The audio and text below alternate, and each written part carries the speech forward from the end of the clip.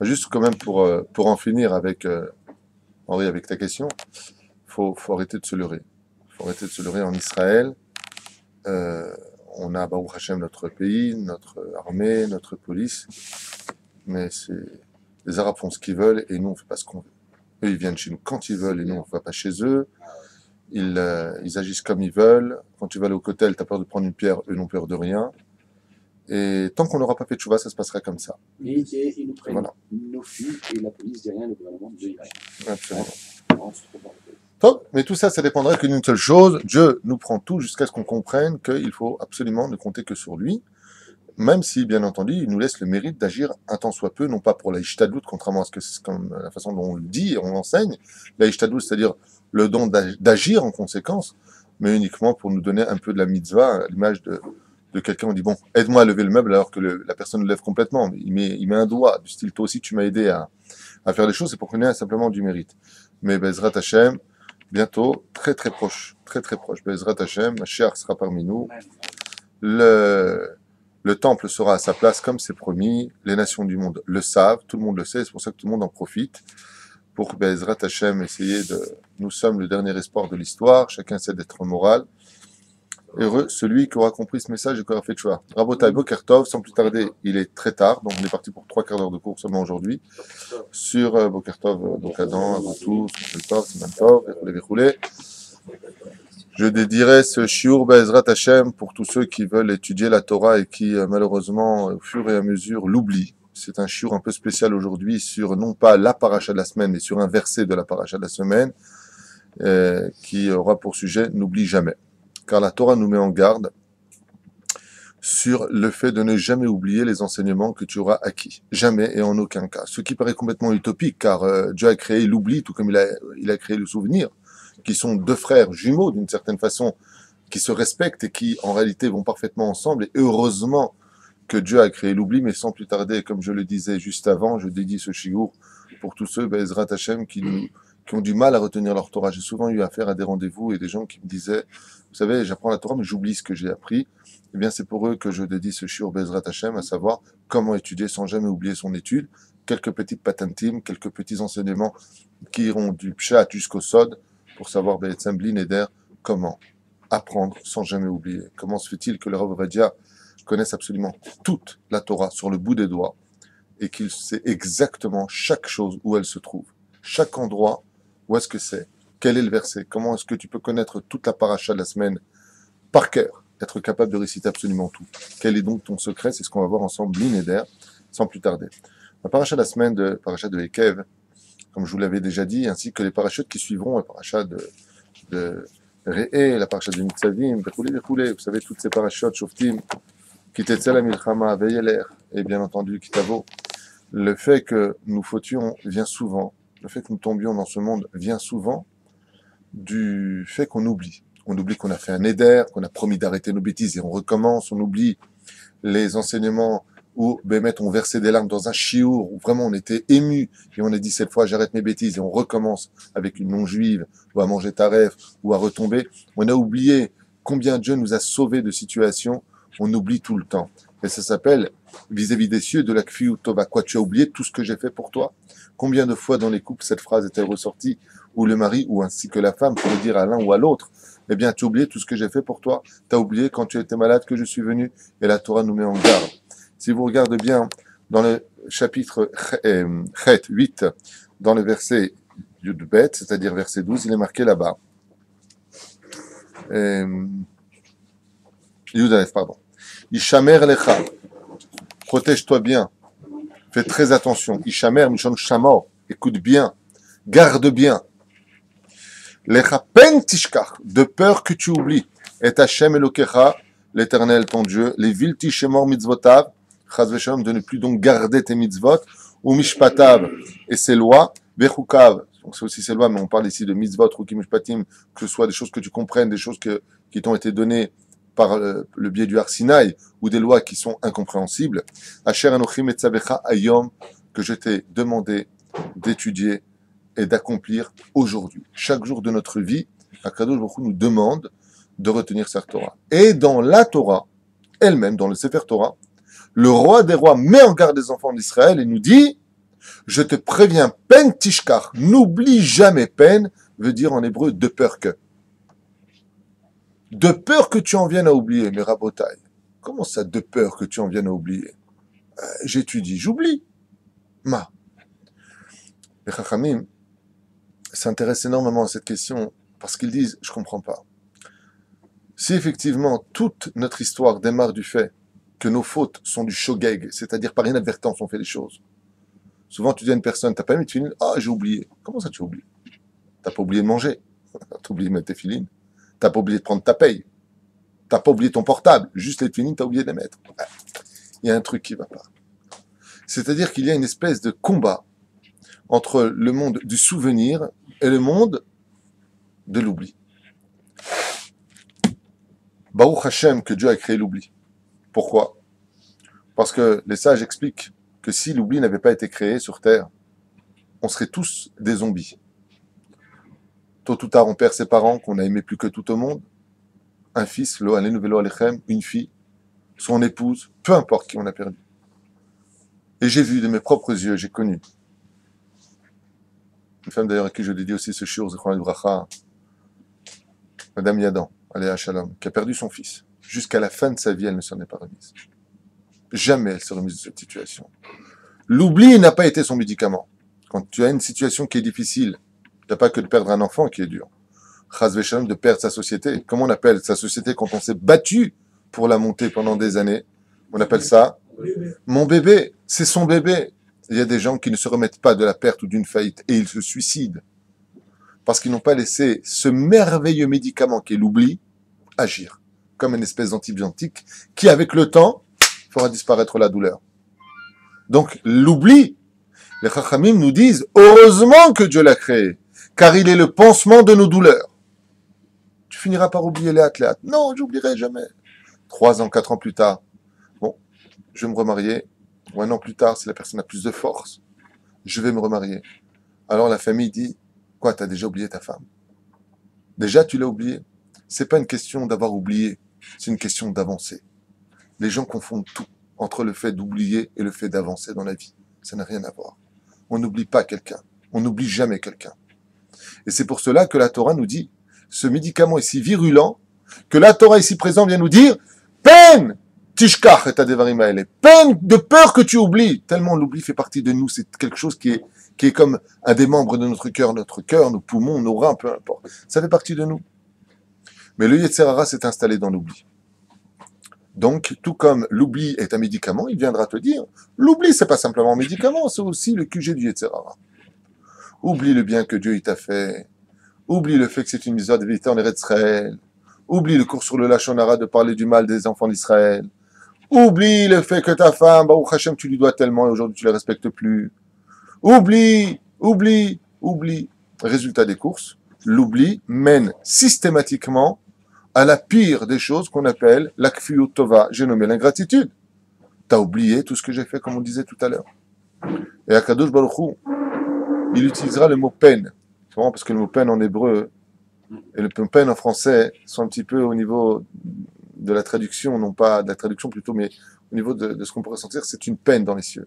Quand quelqu'un a oublié tout ce que tu as fait pour lui, tu as de la peine. Et le mot peine en hébreu veut dire de peur. Dieu te dit, fais attention. L'oubli, c'est une épée à double tranchant. N'oublie jamais, jamais, que je t'ai donné Torah Mizot Masim Tovim, parce que si Chaz Vesham tu oublies, tu vas rater ta vie. Et à cause de ça, tu peux tout perdre. Ton monde ici-bas et ton monde futur. Comme la Mishnah nous enseigne de Masechet Avot. Celui qui est en train d'étudier la Torah et qui oublie ce qu'il a étudié, Mitrayev Benafsho. Ça veut dire que s'il meurt, il sera responsable de sa mort. Alors comment tu veux que je fasse? La personne, elle étudie la Torah, et après, on oublie. La Gemara nous a mis en garde. On va commencer un petit peu par expliquer comment ne pas oublier. Le Zikaron. Alors des fois, tu auras des jours anniversaires, Yom HaAskara, le jour du souvenir. Souviens-toi que papa est mort il y a 20 ans, il y a 12 ans, il y a 100 ans, peu importe. Donc on a besoin des fois de faire des nœuds à son mouchoir, donc des tarichim, des dates, pour nous rappeler que là, c'est la date anniversaire de... D'ailleurs, vous voyez, avec votre épouse, quand le jour anniversaire arrive et que tu n'es pas là au rendez-vous, qu'est-ce qu'elle te dit en général? Tu m'as oublié. C'est le jour anniversaire de notre mariage. C'est le jour anniversaire de À un moment, on lui dit, bon, tu fais des anniversaires tous les jours, toi. Le jour où je suis rentré en Israël, ce jour où Alia, tu as combien de cadeaux? Plus tu gâtes ta femme, plus Dieu te gâte, ne vous inquiétez pas. Mais, bien entendu, avec mesure. Kedé Shenabi Netev. Comment on fait Bémet pour ne pas oublier la Torah? Il y a des gens qui vont aller des cours de Gemara toute leur vie, ils ne seraient pas capables de te dire une seule feuille de Gemara qu'ils ont étudiée. Ah oui, oui, oui, ça me dit quelque chose. C'est tout ce que ça te dit. Ça te dit quelque chose. Alors il y a plusieurs chitotes. La première que je vais vous enseigner, pour moi, est la plus importante. On va en voir beaucoup, on verra comment faire, on verra qu'il y a des choses qui vont engendrer l'oubli, il y a des choses qui vont engendrer le souvenir. Comment faire? D'abord, j'appelle à la barre le roi Salomon. Le roi Salomon nous dit, dans Shir HaShirim Asher Lishlomo, là-bas il nous dit, Shemen Turak Shemecha Alken Alamot Aevucha. Le roi Salomon il dit, la vie dans ce monde, quand tu viens sur terre, tu ressembles à un verre vide. La Torah est comparée à l'huile, c'est pour ça qu'on allume Hanouka. D'éduquer ses enfants dans le domaine de la Torah, Hashemen, l'huile. Si vous inversez les lettres, ça fait les lettres du mot Neshama. Pour que ta Neshama, c'est-à-dire toi, ton vrai toi, non pas l'étui extérieur que nous voyons, qu'on appelle le corps, puisse se souvenir de toute la Torah, au Chachamim d'expliquer que Dieu t'a donné un kéli merveilleux. Naase venishma. Fais de toi un ustensile digne de recevoir la Torah. Mais si tu viens que tu perces ton ustensile, alors l'huile s'en écoulera, et en fin de compte, tu resteras vide de tout souvenir. Mais le roi Salomon, lui, va plus loin. Il dit, Shemen Turak Shemecha. Mazé Omer, qu'est-ce que ça veut dire? Shemen, c'est de l'huile. Turak, il chante les troken. L'huile se vide. Vous avez remarqué que quand on a un verre et qu'on le remplit de Torah, on va le remplir d'huile. Sur le domaine physique, si maintenant je verse du Coca-Cola dedans, qui va sortir du verre? Est-ce que c'est le Coca qui déborde de façon logique ou est-ce que c'est l'huile qui s'y trouve qui risquerait de déborder? Et pourquoi c'est l'huile? Exactement. Vous venez de comprendre un des secrets principaux de comment garder toute la Torah en soi sans jamais l'oublier. Pen tishkach, nous dit Dieu dans la paracha. Mais comment ça de peur que tu oublies? J'oublie, c'est normal, j'oublie. On ne peut pas se souvenir de tout. Si tu peux te souvenir de tout, dit le roi Salomon, le plus sage de tous les hommes. Car ce monde, dans ton esprit, dans ton corps, tu dois entrer que de la Torah, que du Shemen. Mais le Shemen, lui, c'est-à-dire cette substance extraordinaire qui représente le peuple d'Israël, il est mitgaber alcool amircholim, c'est-à-dire qu'il ne peut pas supporter autre chose que sa pureté à lui-même. C'est-à-dire la seule chose dans les liquides que l'huile peut supporter, c'est de l'huile. Quand tu rentres de la Torah en toi, la seule chose que la Torah peut supporter, c'est encore de la Torah. Mais si maintenant tu viens et que tu y mets des sciences, des profanes, alors automatiquement tu vas mettre du Fanta, du Coca, c'est des images. Eh bien on aurait pu penser que cette substance supplémentaire va elle sortir du contexte du verre et que la Torah restera à l'intérieur. Mais pas du tout. La semaine dernière, qu'est-ce qu'on a lu? Les nations du monde, comme elle est grande, ta Torah, comme vous êtes un peuple intelligent. Mais l'intelligence, nous dit le créateur du monde, c'est que la Torah. Toute notre intelligence, c'est la crainte du ciel, c'est la Torah, on en a assez parlé. Ce qui fait que quand tu viens rentrer autre chose que de la Torah à l'intérieur, automatiquement tu fais sortir la Torah. Shemen, Torah, Shemecha, tu viens de faire sortir ton nom qui est la Torah, le Shemen, de l'intériorité parce que tu as rentré autre chose à l'intérieur. Rabbi Chaim Vital, qui était représenté comme l'élève principal du Ari Akadosh, la plume, puisque le Ari Akadosh n'a pas écrit ses livres, si ce n'est que quelques petits commentaires, uniquement parce qu'il ne pouvait pas contenir par sa main ce que son esprit lui guidait. Il était trop puissant spirituellement par rapport à un corps si limité. Alors, il s'est adressé à Rabbi Chaim Vital. Et Rabbi Chaim Vital est rentré à son service alors qu'il n'avait que 30 ans. Et il lui a dit, Kvod Harav, je n'arrive pas. Je n'arrive pas à vous suivre. Je n'arrive pas à me souvenir pour écrire ce que vous dites. Le Ari Akadosh, il lui a dit, alors il faut que tu te vides. Va jeûner. Dans la biographie du Rabbi Chaim Vital, on apprendra que dans sa jeunesse, il était scientifique. Il apprenait la chimie. Et le Ari Akadosh lui a dit, c'est parce que tu t'es rempli de sciences extérieures, c'est bizarre comme situation. Asma, je peux pas apprendre autre chose? Non. Le Ari Akadosh lui a dit, si tu veux être mon élève, tu ne dois être que 100% Torah. Sinon, jamais tu te souviendras de toute la Torah que je t'enseigne. Alors il lui a dit, va jeûner. Le Ari Akadosh, quand il a dit à Rabbi Chaim Vital, va jeûner, Akavana va prier Hachem de te faire oublier toutes les séances que tu as apprises. Parce que l'huile de la Torah ne se mélange pas aux autres substances. Sinon, quand tu vas la rentrer dans ton corps, ou la Torah que je vais t'inclure, c'est-à-dire cette huile d'olive pure qui va être en toi, eh bien, quand tu vas verser d'autres séances à l'intérieur, tu vas faire monter l'huile. Et donc, en d'autres termes, si je remplis ce verre jusqu'ici d'huile d'olive pure, et que je verse de l'eau à l'intérieur, si vous voulez, ou autre chose, vous allez voir que toute l'huile va sortir et que l'eau va remplacer cette huile.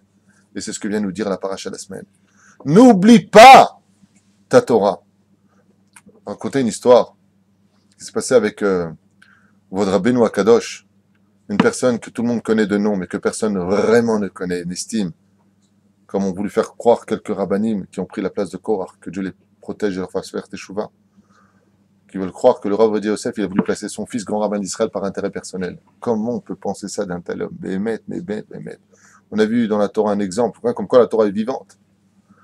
Les Korach, il y en a dans toutes les générations. Qu'est-ce qu'il a dit? Ouais, t'as placé ton frère parce que tu cherches des intérêts personnels. Ça commence. Mais juste pour qu'on comprenne, pas là pour faire des kitrouguim, on n'est pas là pour s'accuser les uns les autres, mais pour juste comprendre qui est un petit peu le Rav Ovadia Yosef Shlita. Si les gens, je vous promets, savaient vraiment qui est le Rav Ovadia Yosef, comme l'a dit Baba Saleh, le Beddin d'en haut jugera selon le loi du Rav Ovadia Yosef. Les gens ne savent pas qui il est. On parle de lui, le Ovadia Yosef, même pas grave. Oh, il a un beyom adin. Oh, il a un beyom atochecha. Je vous le promets, vous ne savez pas qui il est. Ouah, Moshe Rabbeinu Shelador. Vous ne savez pas qui est le Rav Ovadia Yosef. Bekitsour, une petite histoire comme ça. Le Rav Ovadia Yosef, Shlita chez Badel Haïm Alukim, a demandé à son chamage d'appeler sa fille au téléphone.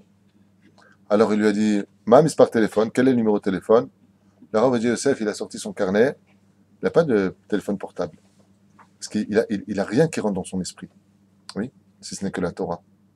Alors il a ouvert, il lui a dit, alors 02, c'était occupé. Après quelques instants, il lui dit, vous avez eu ma fille? Non. Le numéro de téléphone, il reprend, il y a longtemps de cette histoire, hein. Il reprend, il lui redonne le numéro de téléphone. Au bout de la 4e fois, le shamash a dit, on va dire ça, Gvodarav, vous connaissez tous les livres qui ont été écrits sur terre de la Torah, tous sur le bout des doigts. Vous lisez un livre une seule fois, vous savez la page, le nom, comment un numéro de téléphone de 7 chiffres, vous vous en souvenez pas après 4 fois. Le Rav Ovadia lui a répondu devant tout le monde, il y avait ses élèves aussi qui venaient de rentrer. Il lui a répondu, non, je t'explique. Tout ce qui n'est pas Torah ne rentre pas dans mon esprit. Je ne retiens que ce qui est Torah. Jamais je retiens, même un numéro de téléphone. Ah, c'est exagéré, mais ça fait de lui le Rav Ovadia Yosef. Baba Saleh, c'est pareil. On lui a déposé une couverture, il y avait des petits nounours parce qu'il avait froid en hiver. Il a pris la couverture, il l'a jeté par terre. C'est pas grave, des nounours sur une couverture. Si c'est pas Torah, je veux pas. Même sur moi. Ah, c'est exagéré. Ça fait du Baba Saleh. Je ne veux rien dans ma vie qui me rappelle autre chose que la Torah. Donc, premier enseignement, j'ai nommé le roi Salomon.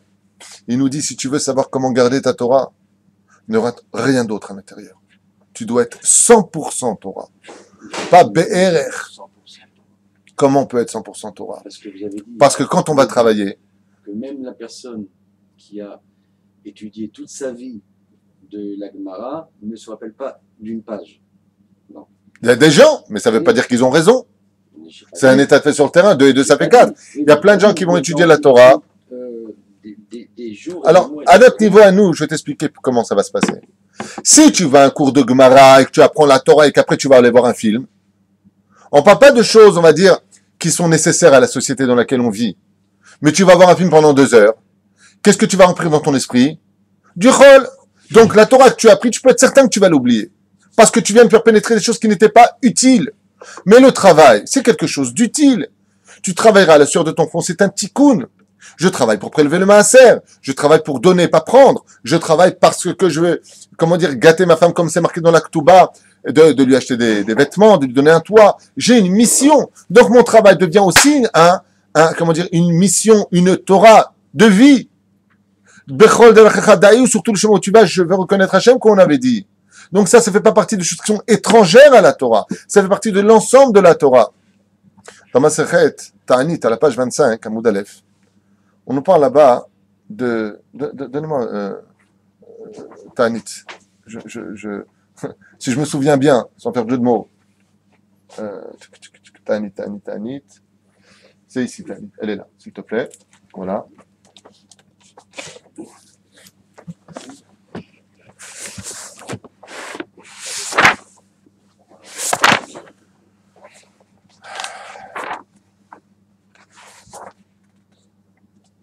Ah, on va nous ici. Pas tarti.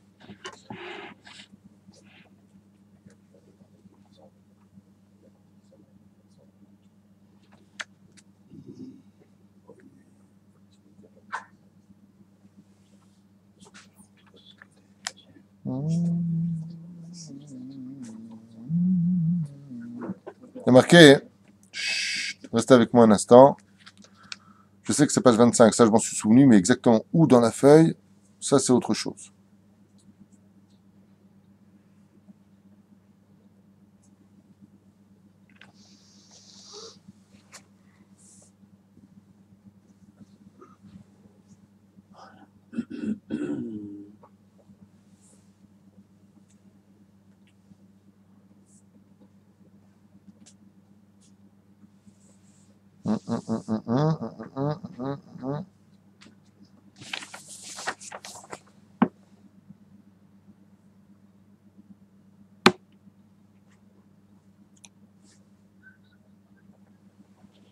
Tsavlanout Rabotai, tout ça Tsavlanout. Mais qui aussi, on nous parle, ce sont des grandes feuilles, ouais, c'est très très long à trouver. Ce sont des grandes feuilles, et ici on nous parle de deux rabbanim, je crois Rabbi Yochanan, et un autre, dont le nom m'échappe, qui en ont eu marre d'étudier la Torah simplement. Ils ont voulu aller travailler par leurs propres moyens.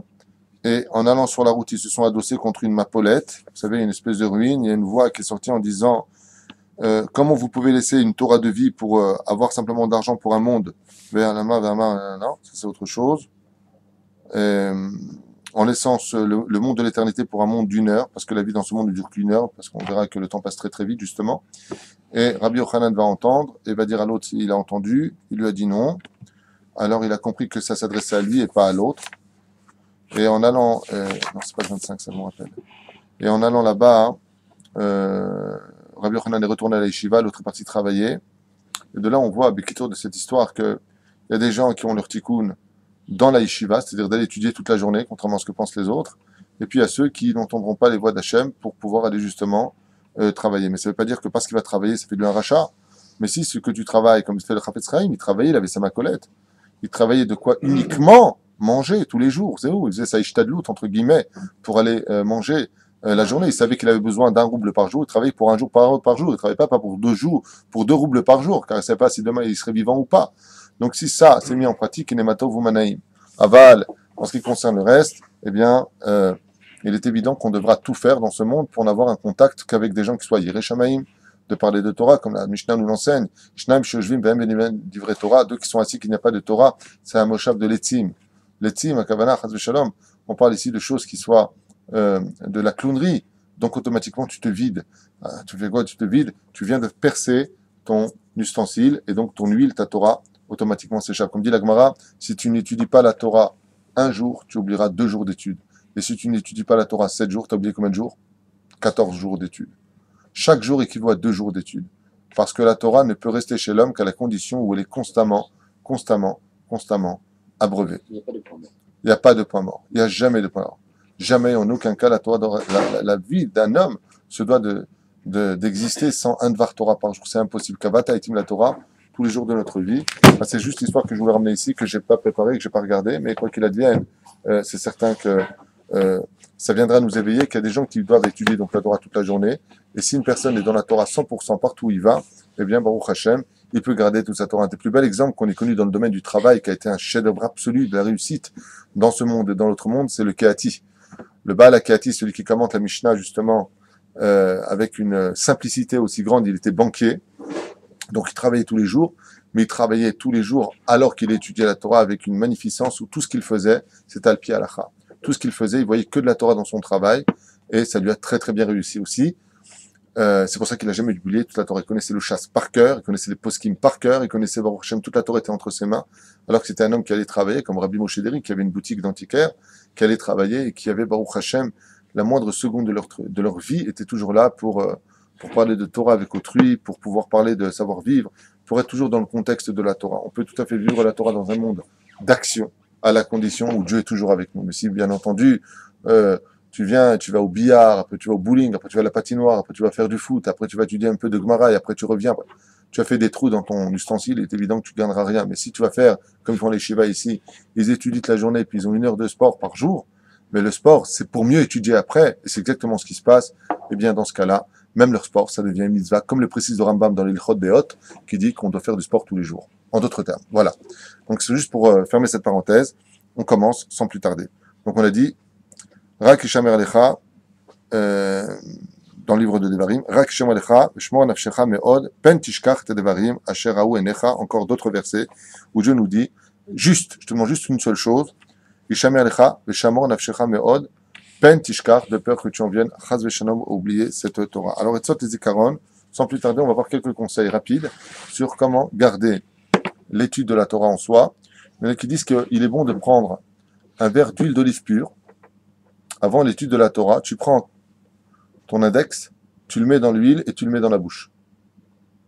Car tout comme l'huile d'olive est très bonne pour la mémoire, les olives non travaillées sont mauvais pour la mémoire. Ce qui fait que quand tu manges plus de 3 olives, tu finis par oublier ton étude. 3 olives. 3 olives, ça dépend, tu prends une grosse olive. Sur ce, il y a une marloquette. On dit, ah d'accord, 3 olives, mais lesquelles? Les vertes ou les noires? Il y a une marloquette là-dessus. Il y en a qui disent qu'on parle que des olives noires. Il y en a qui disent qu'on parle des olives vertes. Il y en a qui disent. Ah ben la vraie tradition, on parle surtout des olives noires. Alors pour cela, avant de manger l'olive, il y a une kavana à avoir, je vais le répéter une fois seulement, l'ineder, je veux dire qu'une seule fois, parce qu'on n'a pas le droit de les prononcer, ce sont des noms, Meod Kadosh.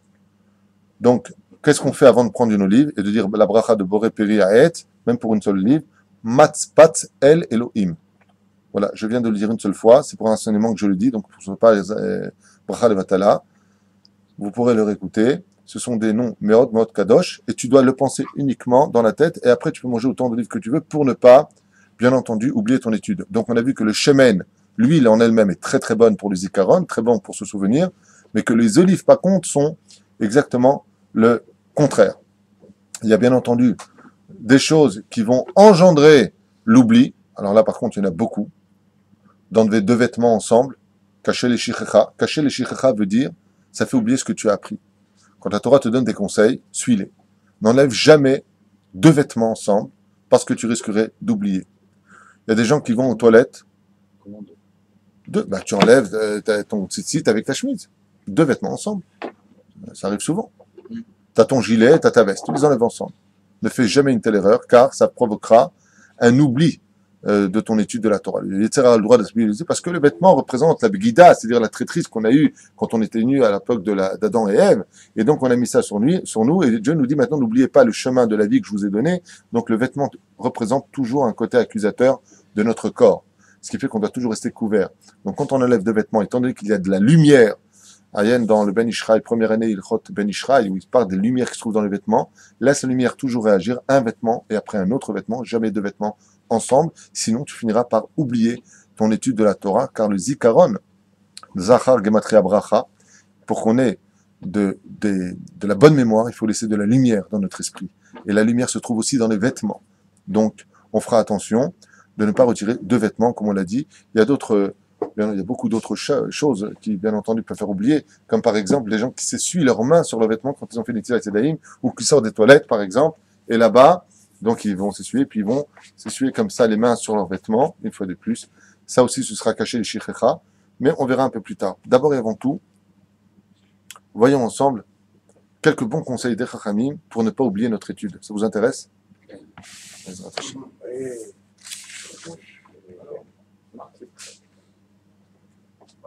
Arrête de faire du zèle. Tzadik. יוצא הדברים מפיו, וכן מצאנו בתלמוד, אחד של רבי אלעזר בן יעקב, שהיה לומד בלחש. ו3 שנים שכח. Première chose, quand tu veux étudier une Torah et qu'elle reste dans ton esprit, ne l'étudie jamais à voix basse. Comme on nous cite ici la Gemara, de Rabbi Elazar ben Yaakov, qui a étudié comme ça, il étudie à voix basse. Et après 3 ans, il s'est rendu compte qu'il n'avait rien retenu. Les Chachamim lui ont dit, c'est normal, si tu veux retenir quelque chose, étudie-le à voix haute. C'est pour ça que dans toutes les écoles talmudiques, on étudie en hurlant. Pourquoi tu es obligé de parler comme ça? Et pourquoi Parce qu'il faut faire vivre d'abord tous tes membres, et le fait d'élever la voix jusqu'à entendre parfaitement de tes propres oreilles ce que ta bouche a sorti, ce n'est plus inscrire sur le cœur de l'homme son étude, mais le graver. Et c'est pour ça que la Torah nous a été donnée en tant que pierre gravée, non pas écrite, parce que la Torah doit rester Altikra Harut et la Cherut, Altikra Cherut et la Harut, pardon, ne lit pas un peuple libre en sortant de l'esclavage de l'Égypte, mais il y a un peuple qui a gravé dans son cœur qu'il est sorti d'Égypte. N'oublie jamais que tu es sorti d'Égypte. Je suis l'Éternel, ton Dieu, qui t'ai fait sortir du pays d'Égypte, ne l'oublie jamais. C'est pour ça qu'on a mis à de se rappeler le matin et le soir, pour ne jamais oublier le lendemain que tu dois tout à Hachem, parce que si Dieu t'avait pas fait sortir d'Égypte, tu serais encore esclave, aujourd'hui à prendre des coups de bâton en Égypte pour l'éternité, chas v'shalom. Donc, première chose, étudier à voix haute.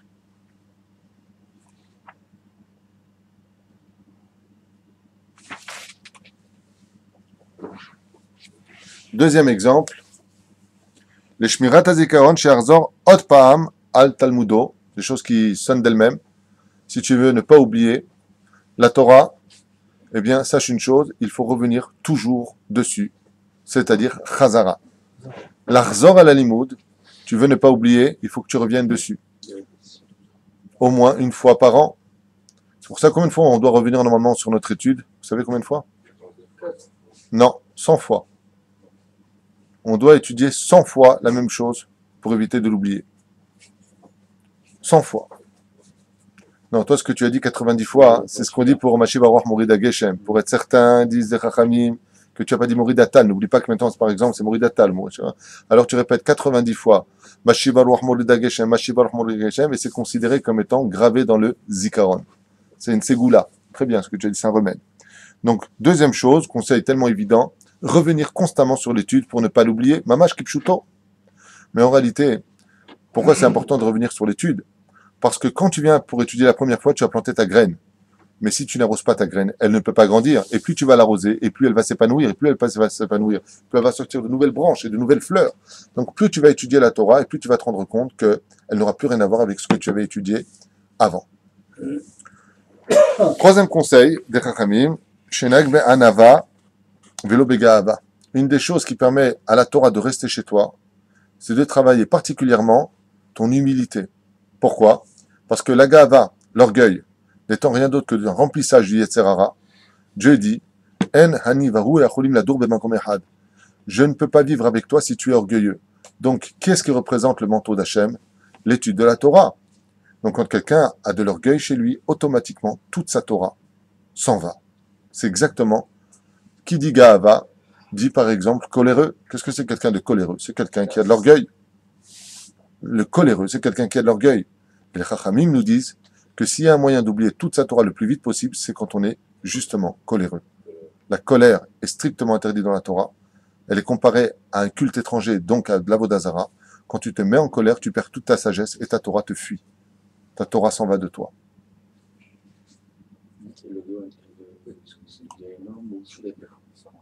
Ça, c'est encore autre chose. Tu fais allusion à Igeret Ramban. Effet. Shenag be'anava, vezeu ma sheomer hakatuv, mivar matana. Et c'est pour ça que la Torah nous a été donnée dans le désert. Pourquoi? Parce que le fait qu'on se soit adapté à une situation d'humilité, une terre humble, eh bien, on a pu donc recevoir cette Torah. Encore, Chovad Adalmoud, des conseils sur ce sujet. Il dit maintenant, 5 choses vont provoquer, Ezrat Hashem, qu'une personne puisse garder sa Torah en lui. Et les voici.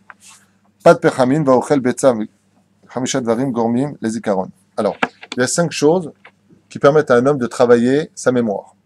La première, pat bechamin. Le pain. Le pachot de l'éther. Vaochel betzam, igulgelet, bli melach. C'est quoi ça? Un œuf? Un œuf dur, ouais, mais goulguelet, comme ça, parce qu'on les faisait cuire avant sur la plata. Sans sel. Sans sel. Sans sel, ça veut Non, non, non. Un œuf dur. Mais sans sel. Nachon. Varagil, Beshemen Zaït, au Bessamim. On a dit tout à l'heure, l'huile d'olive pure, et des bonnes senteurs, des bonnes odeurs. Quand tu sens des bonnes odeurs, c'est patchouli si tu veux. Mais il dit que dans l'œuf, il faut mettre du sel. C'est là. Et si tu dis ça. Celui qui boit l'eau, quand tu sais, tu as de la pâte, le pain, fais l'aïssa, il reste un peu d'eau. Tu bois cette eau-là, c'est parfait pour le zikaron. Et ça, par contre, moi, je le fais tout le temps. C'est un conseil très très simple à faire. D'accord, vous préparez, pour faire un motzi lechem minaretz, vous mettez du sel. Vous faites un motzi lechem minaretz, vous le trempez. Quand vous avez mangé votre pain, vous avez donné à tout le monde. Avant qu'on vous enlève l'assiette où il y a le sel, vous prenez votre doigt, vous le mouillez, vous le trempez dans le sel, vous ramenez ça à votre bouche. C'est ce que, en général, je prends l'assiette où je mange dedans et je fais un motzi lechem dessus. Chacun son minag. Aval, n'oublie pas que quand tu as mis le sel dans cette assiette, quand tu as dit après avoir dit à motzi lechem minaretz, tu mouilles, tu remènes ça à ta bouche. Oui, après avoir mangé ton pain, bien sûr. D'accord? Keshem shazen meshachet alimud, shivim shana. Car shemen zaït meshiv limud shivim shana. Et il dit ici, quand tu manges trop d'olives, quand tu manges des olives, tu fais oublier 70 ans d'études. Et donc, quand tu mets de l'huile d'olive pure dans ta bouche, eh bien, tu te rappelleras pour 70 ans d'études pour toi. Zgoula les zikaron liblish koach talmudo le'arich bebirkat chonen ada'at. Alors, encore une merveilleuse ségoula que nous donne ici Rashi, d'ailleurs, dans Masechet Avodah Zarah, pour ne pas oublier son étude de, quand tu arrives dans la Mida chonen ada'at, Baruch ata Hashem chonen ada'at, tu ne dis pas Baruch ata Hashem chonen ada'at, chonen ada'at, que Dieu, Bezrat Hashem, me donne de la connaissance que je n'oublierai pas, tu dois avoir ces cavanotes-là, en suppliant Kadosh Baruch Hu, bien entendu, qui est d'ailleurs le meilleur remède de tout, c'est de demander à Dieu, tous les jours dans ta tête, beau des doutes, de te donner la force du zikaron, la force du souvenir, et ça on ne peut pas l'oublier parce qu'il n'y a pas plus fort que la prière au monde. Malheureusement on n'en est plus conscient, la prière on l'a mis un peu dans une espèce de grenier qui devient une habitude, une chigra de prier, alors que la prière est la force la plus puissante par laquelle le monde a été créé, puisque le monde a été créé par la parole, et malheureusement on l'a très vite oublié. Chaven meod birkat, sim shalom tova uvracha, vezeh to'alet letaken azechira. Dans la Mida, quand on dit sim shalom tova uvracha, chesed tzedaka v'rachamim al kol eschamecha, ces versets-là sont extrêmement forts dans la Mida pour renforcer notre mémoire dans l'étude de la Torah. D'où l'importance d'avoir des kavanot aussi très, très, très précises ici, d'être à 100% dans le pshat des mots au moins quand on prie à Kadosh Baruch Hu pour se souvenir. Veyesh gam to'elet ezechira, shekhaven baruch ata Hashem, v'barakata Israël b'shalom, v'shem avem benikud shoruk. Et là-bas, effectivement, nous avons le ou dans les traductions du Shem Havaya, baruch ata Hashem, amen v'barakata Israël b'shalom, amen. Eh bien, tu renforceras aussi ici même ton zikaron. On avance. Leitpalel bechamisha b'marshava zikaron b'shat akidush b'shat shomer zikaron lemaaseh bereshit. Il y a, vous savez, un moment, quand on fait le kiddush du vendredi soir, yom hashishi vayichulu, on prend son verre, et à un moment on dit comme ça, zikaron lemaaseh bereshit, nachon. À ce moment-là, tu regardes à l'intérieur et tu demandes fortement à Hachem au niveau de la pensée, pas au niveau de la parole, de me donner Zikaron lemaaseh bereshit. Zikaron, souviens-toi de la création du monde. Encore une fois, une mise va de se souvenir. Oui. Zachor et Yom HaShabbat lekadosho. Souviens-toi du Shabbat pour le sanctifier, n'oublie pas. Vous avez remarqué que toutes les lois de Mouktsé, selon la Gemara de Shabbat, nous ont été justement données pour ne pas qu'on oublie que c'est Shabbat. Pourquoi tu n'as pas le droit de toucher, déplacer, qu'est-ce que tu en as à faire? C'est Shabbat, Azma. Quel rapport? Il dit non, c'est pour pas que tu oublies que c'est Shabbat. Tout ça, c'est pour pas que tu oublies que c'est Shabbat. Sinon, on oublierait vite. Eh bien, là-bas, tu regarderas Bezrat Hashem dans ton yaïn et tu demanderas à Dieu d'avoir une bonne kamana, de ne jamais oublier ton étude. Chaz v'shalom. Mi shelomed bezimra, yorilo les zikaron. Maintenant, d'étudier en chantant l'étude de la Torah, tu peux être certain que ça va, réaviver des cellules supplémentaires, des neurones, au niveau de l'étude de la Torah. Pas simplement d'étudier à voix haute, mais d'étudier en chantant. Toujours en chantant. Bezrat Hashem. Et comme on dit déjà les Chachamim, dans la Gemara de Eruvin, eh bien, tout celui qui étudie la Torah en chantant à voix haute, tu peux être certain qu'il n'oubliera pas son étude. Encore. Brit Keruta, Shekol Alomed Bebet HaKnesset, Lo Bimera Shocheach. On sait tous que Bezrat Hashem, comme le dit le Shulchan Aruch, que tout celui qui vient étudier non pas à la maison, mais à la Bet HaKnesset, dans un Bet Midrash, et non pas à la maison, parce que d'ailleurs on le dit ouvertement, on n'étudie pas dans une maison. On lit dans une maison, il n'y a pas vraiment d'études. La maison d'études porte bien son nom. C'est pour cela que pour pouvoir étudier à la maison, dans le cas où on est dans un endroit un peu isolé, ou alors, si on veut rester à la maison parce qu'on n'a pas les clés du Beth Midrash, c'est de se créer un coin à la maison, un standard avec une chaise, mais c'est là-bas que j'étudie la Torah. Ça peut être une forme de remplacement Chas Shalom. Aval le Maharal de Prague explique que justement, aucun endroit sur Terre ne pourra remplacer la maison d'études. L'étude n'a plus rien à voir quand tu viens étudier dans le Beth Midrash que quand tu étudies chez toi. Ça n'a rien à voir. Rien à voir. C'est deux mondes différents.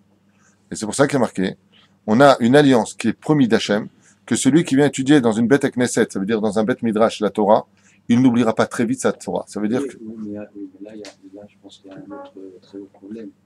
C'est que lorsqu'on vient puis dans une placette, il y a souvent une chance de tendance de parler avec quelqu'un. Alors justement, le Pélé Yoetz, Rabbi Viens, puis on va dehors, ou viens, puis on parle ici. Eliezer Papo écrit que quand on veut réussir une étude de la Torah, on ne lève pas sa tête quand quelqu'un rentre constamment, on voit qu'il rentre et on regarde sur son portable. Malheureusement, cet instrument que le portable est devenu une piste d'atterrissage pour le Yetzer Hara.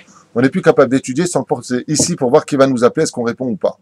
Ça veut dire que quand on va étudier avec Hachem, on se retrouve en train d'étudier à trois. Il y a Dieu, il y a nous bien entendu, et puis il y a celui qui va nous appeler. Et lui va nous sortir de notre étude. La Torah ne reste pas chez celui qui n'est pas sérieux. Comme disent les Chachamim, si tu veux apprendre une Torah, il faut qu'il n'y ait personne avec toi. Comment on étudie la Torah? Disent les sages, quand tu es capable de mourir pour elle. C'est quoi, je vais mourir? Non! Il y a un Kavana que tu es mort pour le monde extérieur. Il n'y a que toi et Dieu. C'est pour ça que quand on vient étudier la Torah, il n'y a pas de portable, il n'y a personne. Il y a une très belle histoire d'ailleurs d'un homme qui avait fait tchouva. Je vais raconter, il avait sa boutique, il était tailleur. Et il a décidé de faire tchouva. Et puis le matin, au lieu d'ouvrir à 9h sa boutique, il est parti étudier au Beth Midrash de 9h à 10h. Et sa femme lui a fait un scandale. Je comprends pas, tu ouvres maintenant la boutique à 10h. C'est pas bien ce que tu fais, et patati patata, et tu peux pas laisser comme ça, et puis on doit gagner de l'argent, et lui dit, bah, tu manques de quelque chose. Il lui a dit non, loyav. Ils ont commencé vraiment à se disputer, il lui a dit, écoute, j'ai une question à te poser. Si Chas Veshalom, aujourd'hui, on t'apprenait mon décès. La femme a été outrée, elle a dit, comment tu peux parler comme ça? Réponds-moi. Si on t'annonçait mon décès, qu'est-ce que tu ferais? Eh ben, je pleurerais, et je fais ça et ça, mais où tu vas en venir? Il dit, après. Ben, après, j'irai ouvrir la boutique. Alors, il dit, écoute, tous les jours, de 9h à 10h, je suis mort. C'est tout. Va ouvrir la boutique, que tu me casses les pieds. Je suis pas venu dans ce monde pour ouvrir une boutique, je suis venu dans ce monde pour étudier la Torah. La boutique me sert à mieux étudier la Torah. Alors, comme tu n'arrives pas à comprendre avec la vie, je vais t'expliquer avec la mort. Eh ben, de 9h à 10h, je suis mort sur Terre. Tu me trouves pas. Eh ben, tu vas ouvrir toi, comme ça, tu me lâches la basket. Une vraie histoire. Eh ben, c'est exactement ce qui se passe. Quand tu viens étudier la Torah, si tu veux pas l'oublier, il faut que tu sois mort pour le monde extérieur. Mais si tu es là, tu sors, tu penses à ton café, tu penses à ceci. Vous avez vu le Rav Ovadia Yosef Shlita?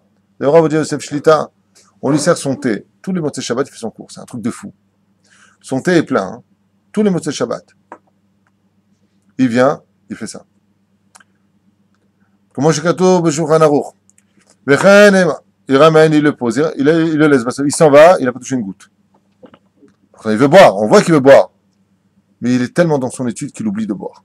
On a dit pareil du Baal Shem Tov. On dit, Kvodara, pourquoi vous jeûnez d'un samedi au samedi, du Shabbat au Shabbat?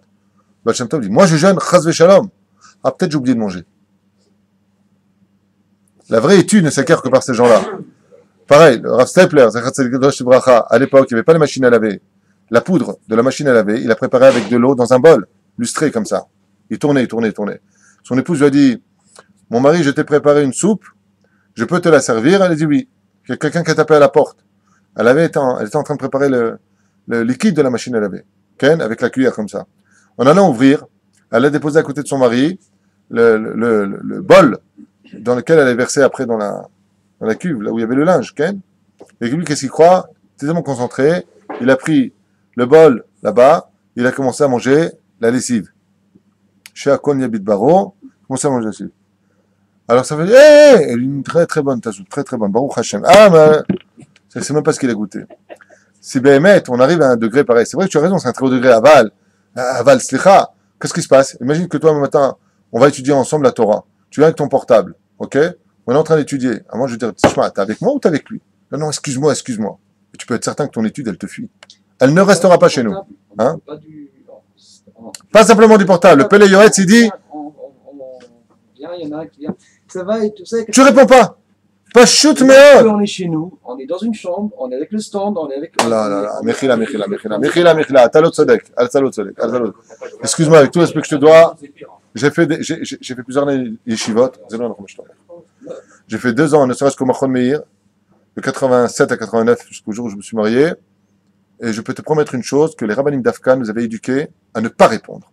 On avait des cours du Rav Bigon sur le Pélé Yoetz à l'époque. Et on s'est habitué à ne pas lever la tête. Shalom, on répond pas. On répondait pas, on répondait à personne. Je suis dans mon étude. Non, personne ne se vexe. Les gens, ils savent.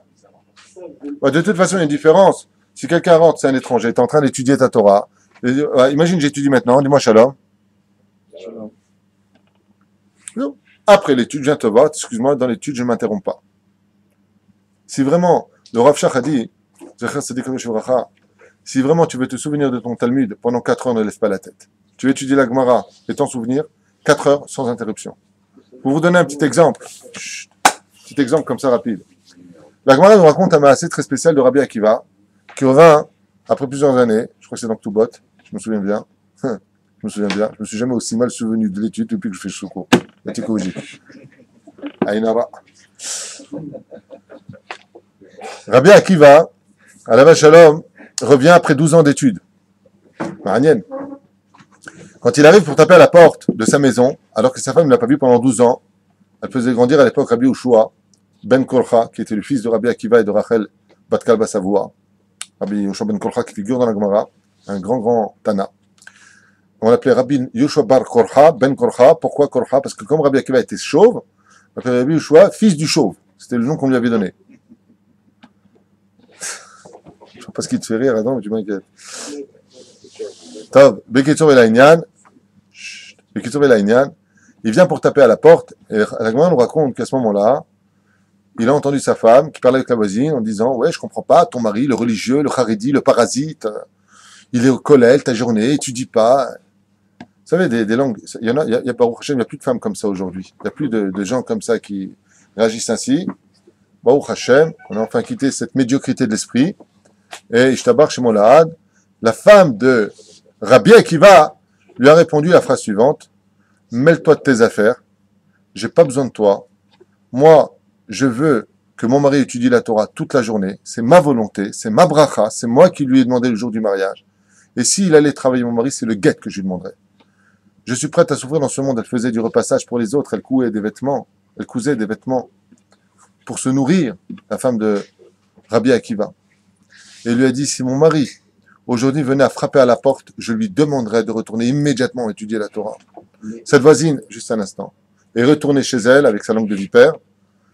Et Baruch Hashem, jusqu'à aujourd'hui, parmi tous les Tanaïm de Tibériade, que nous connaissons si bien, nous avons le tombeau, à l'image des autres Tanaïm, qui est celui justement de Rachel Bat Kalba Savoua, où par milliers les gens viennent prier sur sa tombe comme Rachel, Sarah, Rivka et Léa.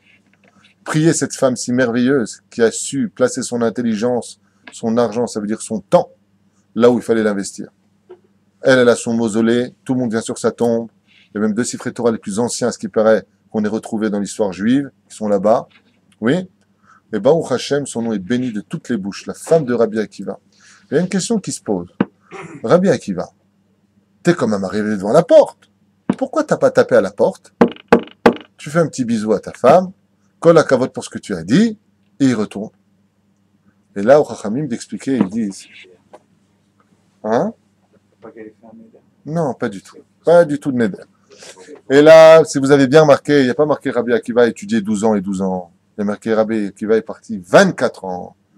Et les sages, ils disent que Rabbi Akiva, il a fait un calcul. Jusqu'à maintenant, je suis venu de la yeshiva, après 12 ans d'études, je ne me suis pas interrompu. Je suis venu dans le chemin en étudiant la Torah. Je suis devant la porte. Le seul moment maintenant où je m'arrêtais de parler Torah, c'est quand je lui dire bonjour. Comme ma femme a dit retourne, il est retourné. S'il avait tapé à la porte et qu'il lui aurait demandé comment ça va, où sont les enfants, et ainsi de suite, il aurait entre guillemets coupé sa Torah. Et donc Rabbi Akiva n'aurait jamais étudié 24 ans. Il aurait étudié 12 ans, plus 12 ans. Et au sage d'expliquer et de dire 24 ans d'études ne se ressembleront jamais à 12 ans, plus 12 ans, plus 12 ans, plus 12 ans. Ça n'a rien à voir. Quand tu es capable d'étudier 24 ans d'affilée, C'est un tel niveau que même si tu étudierais 40 ans, mais 10 ans, et encore 10 ans, et encore 10 ans, et encore 10 ans, ça n'arrive pas à la cheville de 24 ans d'affilée. Quand l'étude est ininterrompue, tu peux être certain qu'elle se grave dans l'esprit et qu'elle n'est plus inscrite. C'est-à-dire qu'à la moindre larme, au moindre souci d'une facture, alors tu vas oublier ton étude de la Torah. Tu peux même la regretter. Mais par contre, si elle est gravée dans ton cœur, même si tu verses des torrents d'eau, ce qui reste gravé pour toujours. Et c'est ça la force de la Torah, de l'étudier de façon ininterrompue et d'être capable de la vivre dans tout ce que l'on vit. Même à l'extérieur du mur du Beth Midrash, c'est d'ailleurs toute la grandeur d'un juif, c'est de se souvenir de sa Torah, surtout en dehors du Beth Midrash. Sans plus tarder, Bevadaï, Avatubanim dans le Beth Midrash, Bevadaï, c'est marqué noir sur blanc. Vechen un Beth Midrash, l'obimera ou shocheach, il n'oubliera pas vite son étude.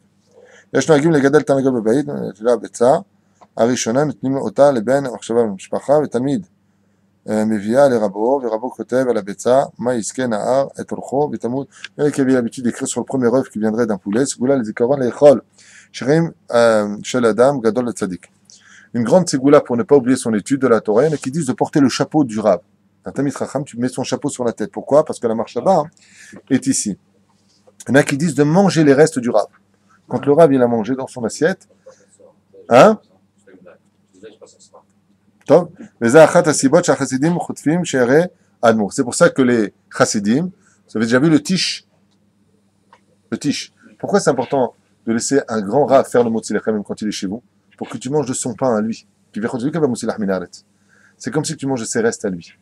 Alors les chachamim ils disent, quand tu vas voir l'Admourim par exemple, vous avez déjà fait un Shabbat à Bnei Brak, spectaculaire. Bnei Brak, c'est pas un quartier, c'est pas une rue, c'est une ville où tout le monde est Shomer Shabbat. Les rues sont fermées, les enfants par milliers courent dans tous les sens. Sur les bancs, 2-3 heures du matin, t'entends les fenêtres ouvertes, les gens qui étudient le Talmud. Sur les bancs, ça parle que de Torah. Torah, Torah, Torah, Torah. C'est merveilleux, moi je l'ai fait, c'est fantastique. Et à un moment, j'ai un ami qui me dit, c'est le Rav Israël, il me dit, Rav, tout venu avec moi, on va aller visiter un tish. Je vais des tish, je des tish. Encore la bouffe ashkenaz, ça? Je n'en ai. Bon, il m'emmène là-bas, une petite porte, et là-bas, je rentre, la 4e dimension. Je vois comme ça une pièce immense, gigantesque, qui devait faire à mon humble avis au moins 20 mètres de long. Quel 20 mètres? 30 mètres de long. Et il y a des étages comme ça, comme des poulaillers. 5 niveaux. Et là-bas, tu as des centaines et des centaines, peut-être 1 millier d'élèves, qui sont de chaque côté, et une table.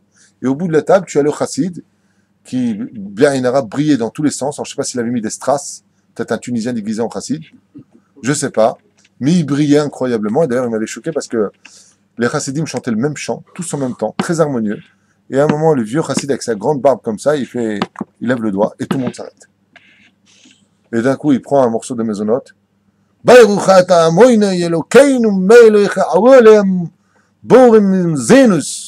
Amen! Il refait ça, tac! Et tout le monde reprend le même chant, là où ils étaient tous. Les grands, les petits. Un truc impressionnant. Vraiment, il faut le vivre pour le voir et le croire. Et pourquoi je vous parle de ça? Parce qu'il dit ici, il rapporte, il dit, c'est pour cela que les Admourim, quand ils mangent quelque chose, ils mangent pas pour eux. Ils apportent de leur plat à eux, pour tout le monde. Parce que quand il a dit à Morem et Mezonot, tout le monde a pris l'assiette se passe chez tout le monde. Donc ils remettent du chassid pour justement que leur étude soit bonne. D'où l'importance de toujours manger de la main d'un Talmid Chacham, parce que de sa main à lui, comme évoqué celui qui mange déjà à la table d'un Talmid Chacham, c'est comme si il apportait un sacrifice à Dieu, mais en plus de manger de sa main à lui, c'est-à-dire de manger quelque chose que lui a mangé, c'est Mitsuyan et Zikaron. Parce que le Chacham, c'est sûr que tout ce qu'il touche est rempli de souvenirs, souviens-toi, d'Akadosh Baruch Hu. Les corps הזיכרון, c'est-à-dire עוד שלא להתעייף, דהיינו, למסתכלים בספר, או שלומדים מרגישים שכוח הזיכרון מתעייף. צריכים להחליף את הלימוד לעניין אחר של לימוד, ממשניות לעין לעקוב, או מגמרא, משניות וכדומה וכו' וכו'. Il dit ici, si tu vois qu'une étude te fatigue, change de livre et reviens après sur ce livre, de peine que tu en viennes à oublier, puisque dès que tu es fatigué de l'esprit pour te souvenir de l'étude de la Torah, tu vas volontairement finir par l'oublier parce que ça t'aura saoulé. En d'autres termes, il dit, fais très attention des études qui te saoulent, étudie-la, si tu vois que ça te prend la tête, change d'étude, refouach les mains. Bien inara. Non, c'est vrai, c'est une bonne refouach les mains. Ezrat Hashem. Refouatra. Tov. מהעצות העצובות לזיכרון, לרשום תוכן העניינים שלומדים או ראשי פסוקים מהם. Une merveilleuse façon de faire les choses. J'ai un ami qui est devenu rave en 5 ans, avec 5 théodotes de rave. Qu'est-ce qu'il faisait? Il faisait un sikoum. Il apprenait Par exemple, tout le Shulchan Aruch, sur le côté, il notait Sikoum. Sikoum. C'est-à-dire qu'il faisait un condensé de tout ce que ça voulait dire. C'est ce que je fais aussi derrière quand j'étudie la Torah. Il faut voir tous mes livres. Partout où vous allez, il y a toujours des Sikoumim de ce que j'apprends dans la Torah.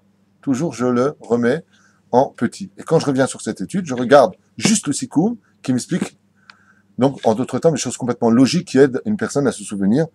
Be'ezrat Hashem.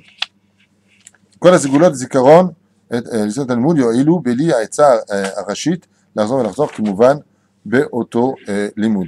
Les choses qui très rapidement font oublier l'étude de la Torah, bien entendu, je vous rappellerai que la tristesse fait tout oublier et que la joie permet de toujours se souvenir et surtout l'amour. Comme j'ai souvent donné cet exemple-là, mais quand on tombe fou amoureux d'une personne et qu'elle nous donne son numéro de téléphone une seule fois, on ne lui demande pas deux fois en général. Et on s'en souvient à vie. Par contre, quand on n'aime pas trop quelque chose, alors on va le noter, et chaque fois qu'on aura besoin, on va le ressortir. Quand tu étudies la Torah avec amour, tu l'oublies pas vite. La magnificence de l'amour de l'étude de la Torah te permet de graver cette étude très profondément dans ton cœur. Moi, c'est un petit peu mon secret personnel. J'aime la Torah, je l'aime vraiment, et quand je l'étudie, c'est une relation, c'est une relation entre l'homme et son étude, et donc tu l'oublies pas. Rabbi Nachman de Breslev nous dit et nous met en garde. Fais très attention d'étudier tous les jours une étude que tu aimes. Par exemple, si tu as du mal avec la Ein Yaakov, ou tu as du mal avec la Mishnah, tu as du mal avec la Halacha, le Shulchan Aruch qui peut être barbant sur certaines halachot par rapport à ce que tu veux aujourd'hui. Étudie parce que tu dois l'étudier. Et si tu n'aimes pas, c'est très bien, c'est le Shem Shamaim. Aval ne ferme jamais le Beth Midrash avant d'avoir étudié quelque chose que tu aimes. Parce que l'amour que tu vas avoir pour le deuxième livre te permettra de ne pas oublier ce que tu as étudié dans ce qui paraissait un petit peu barbant à tes yeux avant. Donc l'amour est un conducteur merveilleux pour le souvenir de l'homme dans l'étude de la Torah. Chamish Adarim, 5 choses, et je finirai avec ça, Bli Neder, peuvent permettre à une personne, d'oublier son étude de la Torah. Aochel mima sha'achal arbar ochatul. Celui qui mangerait d'un gâteau qu'une souris ou un rat aurait mangé ou un chat aurait mangé, ne jamais consommer de leur nourriture. Il peut arriver dans une maison, c'est arrivé ici dans votre Midrash, je crois. Je crois une petite souris qu'on a attrapée, bien sûr, on l'a arrêtée. On a réussi à l'arrêter en prison. Ouais. Qui avait mangé un petit bout de gâteau, et puis voilà que Baruch Hashem, on a dû jeter tout le paquet de gâteaux. Pourquoi? Il a grignoté un tout petit peu, mais un tout petit peu de chaque chose. Et l'Abrechim qui étudie ici, bien entendu, connaissait cette halakha qui dit on ne mange jamais. Alors bien entendu, sur le domaine de l'hygiène, c'est sûr que c'est pas propre. Dangereux pour les maladies. Il n'y a pas que la maladie que l'on peut voir, il y a aussi la maladie qui est reliée au zikaron. Donc de ce que mangerait un chat ou un arbar, une souris, on ne peut pas le consommer. Le fait de manger le cœur, les levavot, manger le cœur d'un animal, d'accord, on a l'habitude de manger Yerushalmi par exemple, tu as les levavot, tout ça, eh bien ça fait oublier, selon le Hari Akadosh, qui dit comme ça, j'ai gam lev shel off en leechol, le Hari Akadosh ne mange jamais du cœur, ni le cœur d'un animal, ni le cœur même des poulets. Il dit pourquoi? Parce que ça fait oublier l'étude de la Torah. Et pourquoi? Vous savez pourquoi? Je veux dire pourquoi. Parce que le cœur, c'est là où se trouve le nefesh de l'animal.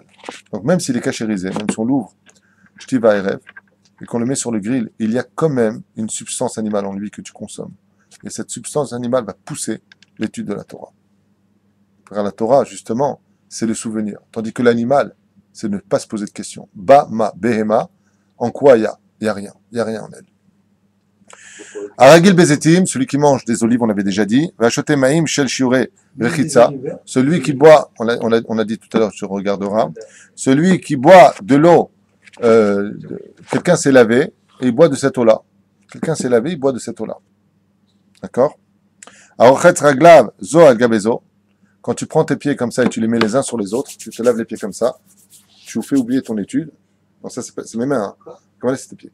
Par exemple, tu mets tes pieds dans la salle de bain, tu veux les laver. Pourquoi? Ishlang, méchané. D'accord? Donc tu veux te les laver. Tu veux pas te mouiller les mains. Qu'est-ce que tu fais? Tu vas prendre tes pieds et tu vas les frotter les uns sur les autres. Ça fait oublier l'étude de la Torah.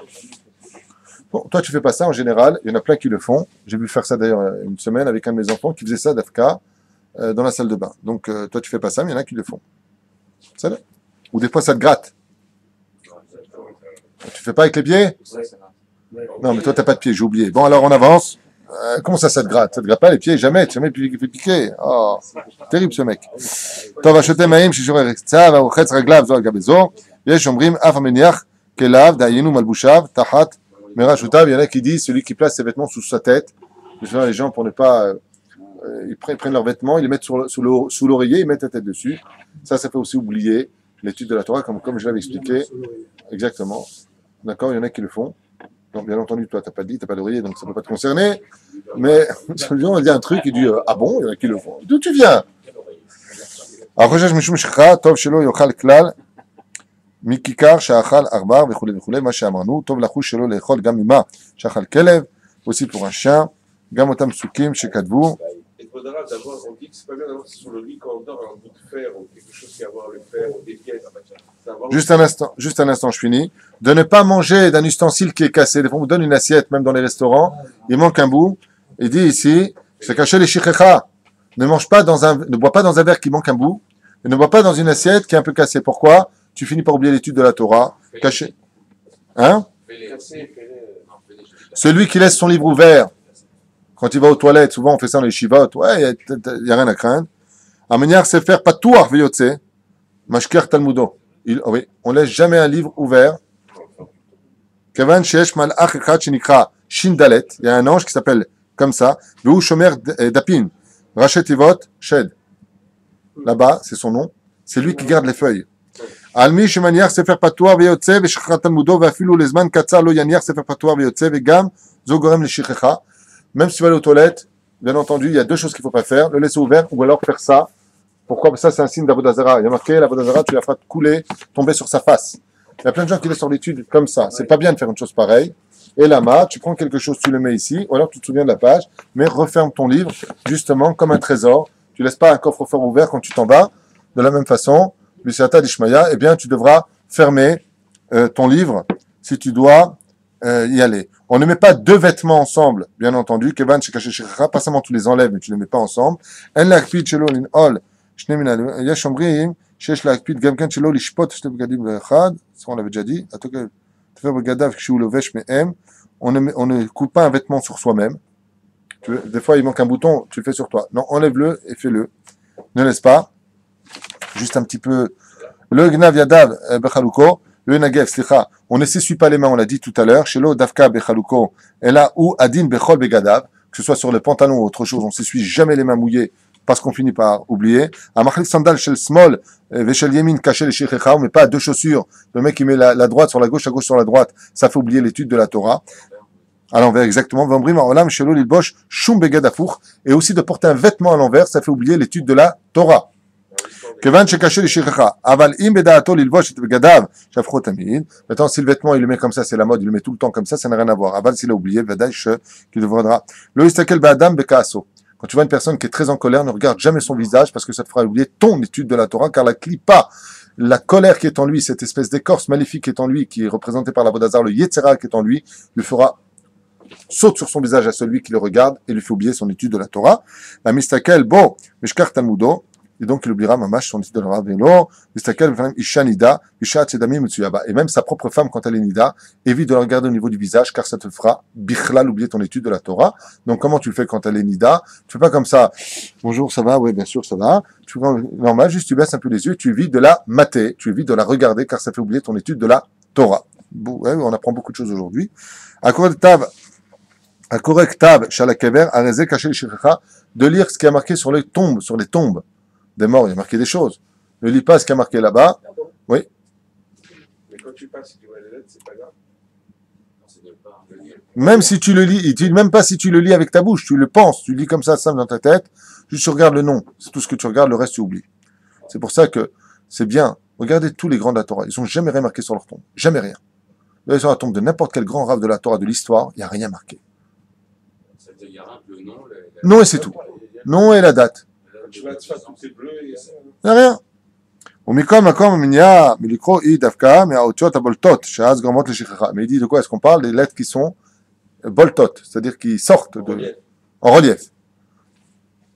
אבל אם האותיות חקוקות על האבן, אין להקפיד בזה. Mais si elles sont gravées à l'intérieur, il n'y a pas lieu de se soucier de ce problème, on pourra le lire. C'est le cas.